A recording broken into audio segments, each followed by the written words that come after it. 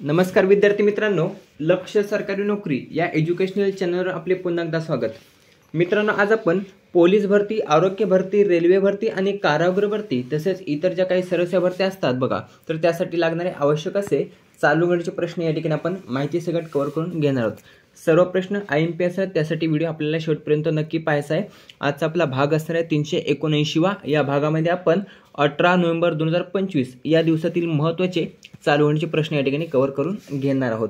व्हिडिओला सुरुवात करण्या अगोदर चॅनलवर जर नवीन असेल तर चॅनलला अवश्य सबस्क्राइब करून घ्यायचं आहे।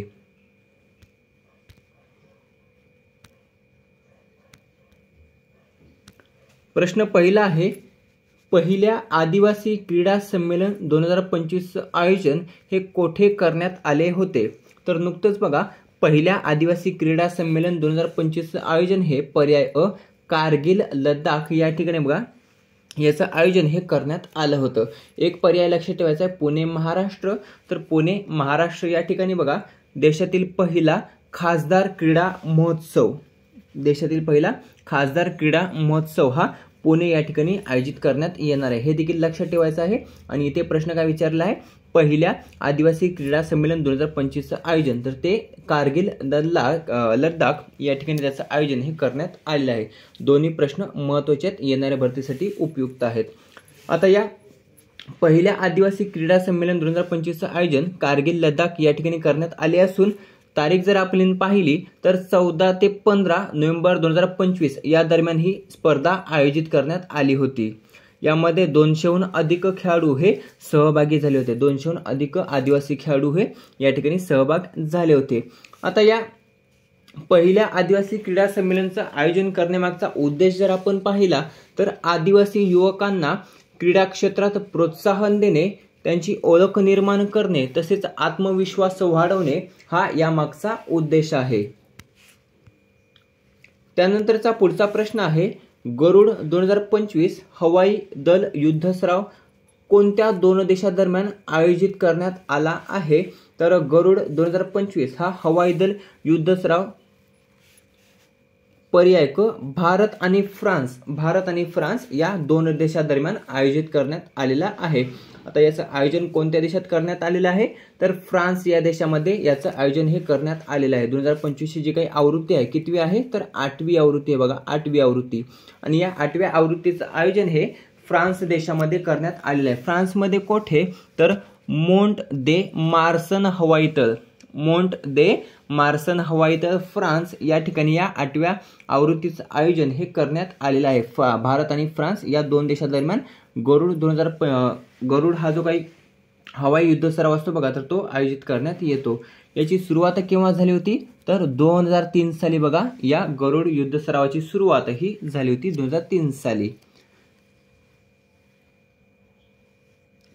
त्यानंतर फ्रान्स देशासोबत इतर काही महत्त्वाचे युद्ध सराव आहेत बघा, जसं की नौदल युद्ध सराव वरुण आहे, त्यानंतर सैन्यांसाठीचा युद्ध सराव आहे शक्ती। दोन्ही लक्षात ठेवायच्यात, वरुण युद्ध सराव भारत आणि फ्रान्स हा नौदल सराव आहे, त्यानंतर सैन्यासाठीचा सराव आहे शक्ती, जो देखील भारत आणि फ्रान्स या दोन देशांदरम्यान आयोजित करण्यात येतो। तसेच गरुड हा हवाई दल युद्ध सराव आहे।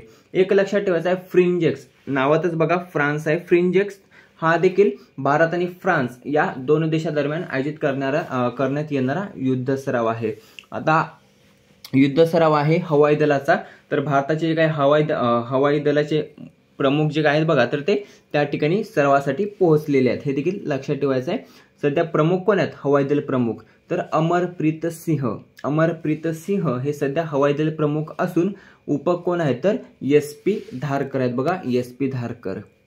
तिसरा प्रश्न आहे, बिबट्यांच्या निर्बीजीकरणाचा देशातील पहिला प्रयोग कोठे राबवला जाणार आहे? तर बिबट्यांच्या निर्बीजीकरणाचा पहिला प्रयोग देशातील हा जुन्नर विभाग, कोठे? जुन्नर विभाग या ठिकाणी राबवला जाणार आहे। जुन्नर या ठिकाणी प्रायोगिक तत्वावर 115 बिबट्यांचे निर्बीजीकरण हे केले जाणार आहे। किती? 115 प्रायोगिक तत्वावर 115 बिबट्यांचे निर्बीजीकरण हे जुन्नर विभागामध्ये करण्यात येणार आहे।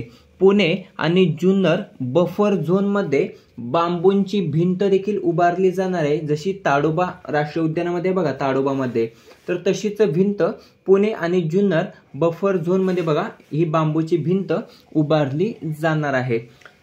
कधी कधी प्रश्न विचारला जातो बघा बिबट्यांचं वैज्ञानिक नाव. गेल्या वर्षी किती हा प्रश्न विचारण्यात आला होता. तर बिबट्याचं वैज्ञानिक नाव जर आपण पाहिलं तर पॅन्थेरा पार्डस असं बघा बिबट्याचं वैज्ञानिक नाव आहे. बिबट्याशी सध्या महत्त्वाच्या घडामोडी आहेत बघा, त्या थोड्याशा कव्हर करून घेऊया. भारतातून बिबट्या नामशेष केव्हा झाला? 1952 साली. लक्षात असू द्या 1952 साली. त्यानंतर प्रोजेक्ट चित्ता हा भारतामध्ये सुरू झाला आणि त्या अंतर्गत बघा 2022 साली किंवा 2022 साली सर्वप्रथम भारताने बघा 8 चित्ते बाहेर देशातून मागवले होते.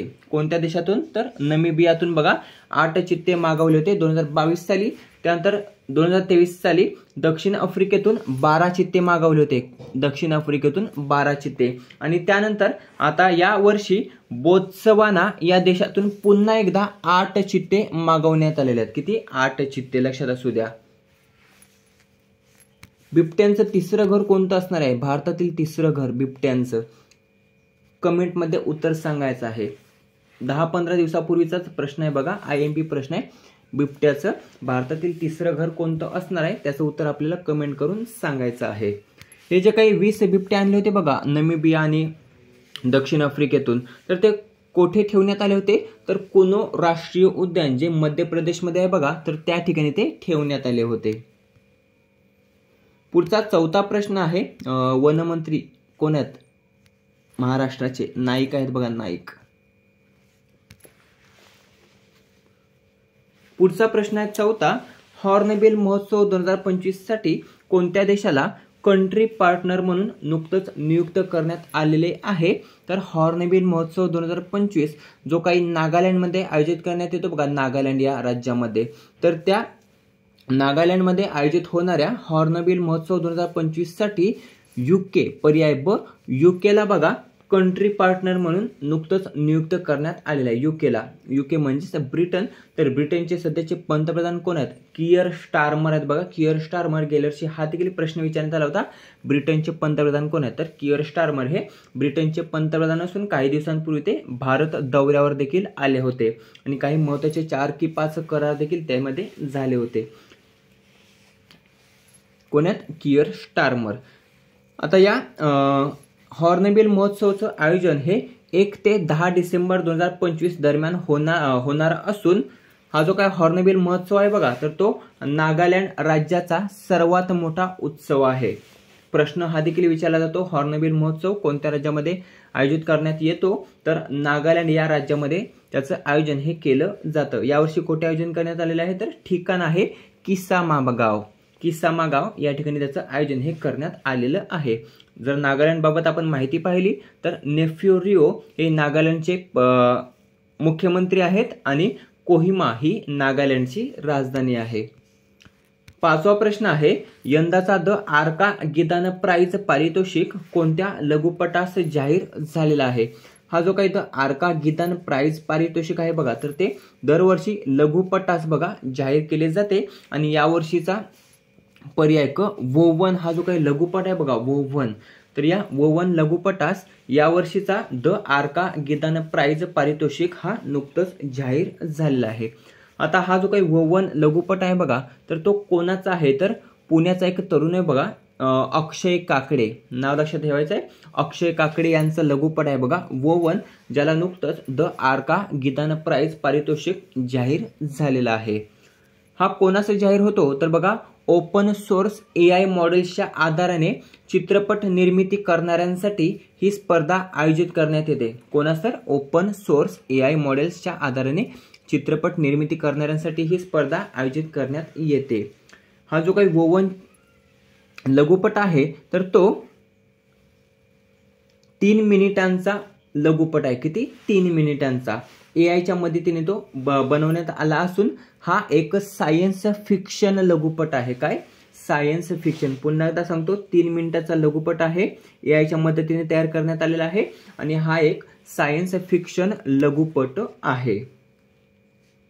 या लघुपटातून चेतन नावाच्या ग्रहावर जीवन शोधलेल्या एका अंतराळवीराची गोष्ट यामधून सांगण्यात आलेली आहे.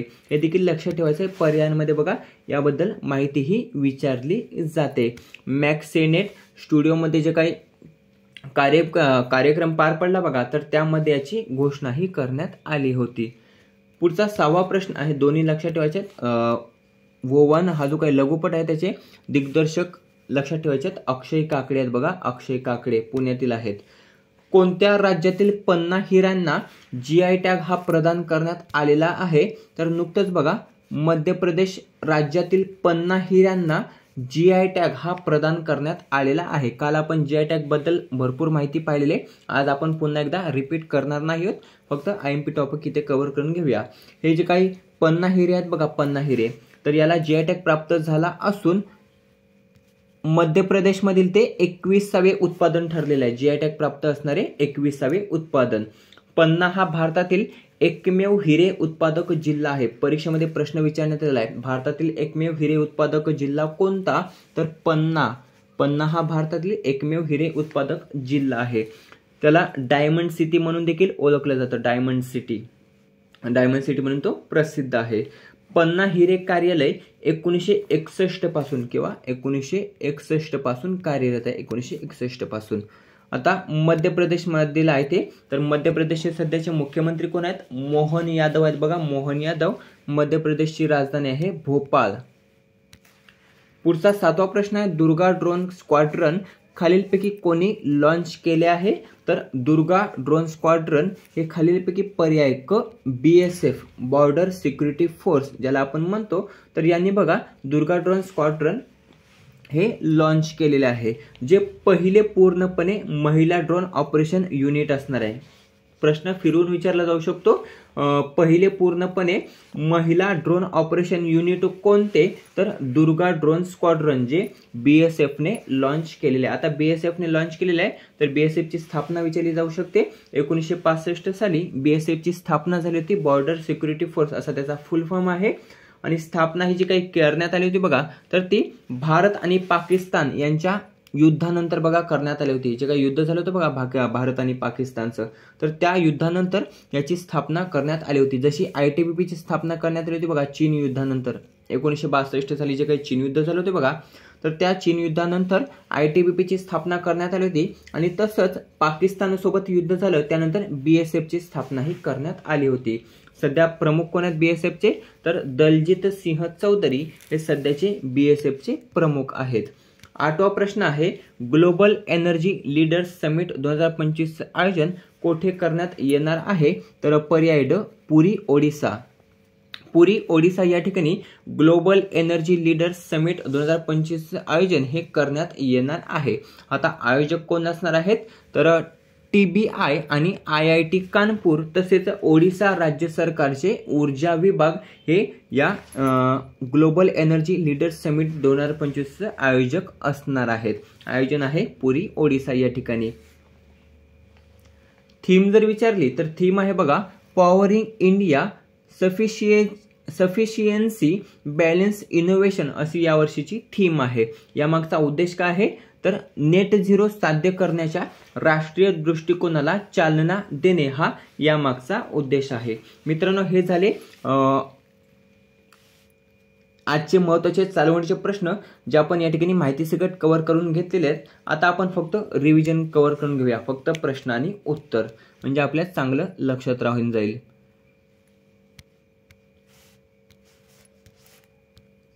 प्रश्न पहिला होता, पहिल्या आदिवासी क्रीडा संमेलन 2025 आयोजन कोठे करण्यात आले होते? तर कारगिल लडाख या ठिकाणी पहिल्या आदिवासी क्रीडा संमेलन 2025 आयोजन हे करण्यात आले होते. दुसरा प्रश्न आहे, गरुड 2025 हवाई दल युद्ध सराव कोणत्या दोन देशांदरम्यान आयोजित करण्यात आला? तर भारत आणि फ्रान्स या दोन देशांदरम्यान गरुड युद्ध सराव हा आयोजित करण्यात आला आहे. पुढचा प्रश्न आहे, बिबट्यांच्या निर्बीजीकरणाचा देशातील पहिला प्रयोग कोठे राबवला जाणार आहे महाराष्ट्रात? तर पर्याय ब जुन्नर विभागामध्ये बघा बिबट्यांच्या निर्बीजीकरणाचा देशातील पहिला प्रयोग हा राबवला जाणार आहे. त्यानंतरचा प्रश्न आहे, नागालँडमध्ये आयोजित करण्यात येणारा हॉर्नबिल महोत्सव 2025 हा कोणत्या देशाला कंट्री पार्टनर म्हणून नियुक्त करण्यात आलेला आहे? तर पर्याय ब, UK या देशाला बघा कंट्री पार्टनर म्हणून नियुक्त करण्यात आलेले आहे. पुढचा 5वा प्रश्न आहे, यंदाचा द आर्का गीदान प्राइज पारितोषिक कोणत्या लघुपटास जाहीर झाला आहे? तर वोवन हा अक्षय काकडे यांचा लघुपट आहे बघा, ज्याला द आर्का गीदान प्राइज पारितोषिक हा जाहीर झालेला आहे. त्यानंतरचा 6वा प्रश्न आहे, कोणत्या राज्यातील पन्ना हिऱ्यांना GI टॅग प्रदान करण्यात आला आहे? तर मध्य प्रदेश राज्यातील पन्ना हिऱ्यांना GI टॅग हा प्रदान करण्यात आला आहे. पुढचा आहे प्रश्न, दुर्गा ड्रोन स्क्वाड्रन खालीलपैकी कोणी लॉन्च केलेले आहे? तर BSF ने लॉन्च केलेला आहे दुर्गा ड्रोन स्क्वाड्रन. पुढचा 8वा आणि शेवटचा प्रश्न आहे, ग्लोबल एनर्जी लीडर्स समिट 2025चं आयोजन कोठे करण्यात येणार आहे? तर पुरी ओडिसा या ठिकाणी ग्लोबल एनर्जी लीडर्स समिट 2025चं आयोजन हे करण्यात येणार आहे. मित्रांनो, अशा प्रकारे महत्त्वाचे 8 चालू घडामोडीचे प्रश्न या ठिकाणी आपण माहिती सगळं कव्हर करून घेतले आहेत, जे येणाऱ्या भरतीसाठी उपयुक्त असणार आहेत. व्हिडिओ कसा वाटला कमेंट करून नक्की सांगायचं आहे. व्हिडिओ आवडला असेल तर मित्रांसोबत जास्तीत जास्त शेअर करायचा आहे. याचा PDF टेलिग्रामवर अपलोड केला जाईल, त्या ठिकाणी तुम्ही तो पाहू शकता. भेटूया पुढच्या भागामध्ये. धन्यवाद.